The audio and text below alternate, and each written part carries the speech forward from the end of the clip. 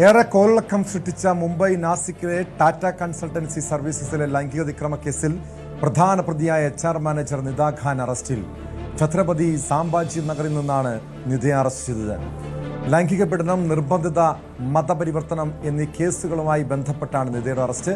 25 ദിവസമായി ഇവർ ഒളിവിലായിരുന്നു. ന്യൂസ് ഡെസ്കിൽ നിന്ന് പ്രദീപ് സി നെടുമൺ ചേരുന്നു.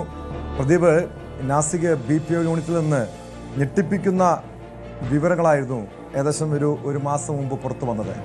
അതായത് തൊഴിലെടുത്ത് സ്ത്രീകൾ ഉൾപ്പെടെ ലൈംഗിക ചൂഷണത്തിന് ഇരകളാകുന്നു, മതപരിവർത്തന ആരോപണം.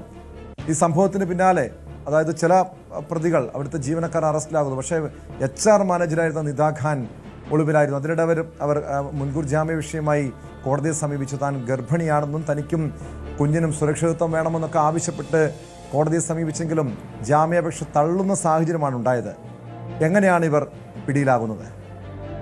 അതേറ്റവും ഇപ്പോൾ അവർ നിദ ഖാന്റെ ജാമ്യാപേക്ഷ കോടതി മുൻകൂർ ജാമ്യാപേക്ഷ കോടതി തള്ളിയതോടെയാണ് അറസ്റ്റിന് വഴിയൊരുങ്ങിയത്. താൻ ഗർഭിണിയാണെന്നും തനിക്ക് കുഞ്ഞിന് സംരക്ഷണം വേണമെന്നും ആവശ്യപ്പെട്ടായിരുന്നു ഇവർ കോടതിയെ സമീപിച്ചത്. നമുക്കറിയാം, രാജ്യത്ത് വലിയ നടുക്കമുണ്ടാക്കിയ ഒരു കേസാണ് ഈ TCSലെ സംഭവം. അതിനുശേഷം അത് രാജ്യവ്യാപകമായി ചർച്ച ചെയ്യപ്പെടുകയും ചെയ്തിരുന്നു. ഏതാണ്ട് കഴിഞ്ഞ 25 ദിവസമായി നിദ ഖാൻ ഒളിവിൽ കഴിയുകയായിരുന്നു. ഇന്നലെ മുംബൈ സംഭാജി നഗറിൽ നിന്നാണ് ഇവരെ അറസ്റ്റ് ചെയ്തത്. ഇവരവിടെ രഹസ്യമായി ഒളിവിൽ കഴിയുന്നു എന്ന വിവരം പോലീസിന് ലഭിച്ചിരുന്നു. തുടർന്ന് പോലീസ് ഈ ഫ്ളാറ്റിൽ നിരീക്ഷണവും ശക്തമാക്കിയിരുന്നു. ഇതേ തുടർന്ന് ആണ് ഇപ്പോൾ അറസ്റ്റിന് വഴിയൊരുങ്ങിയത്.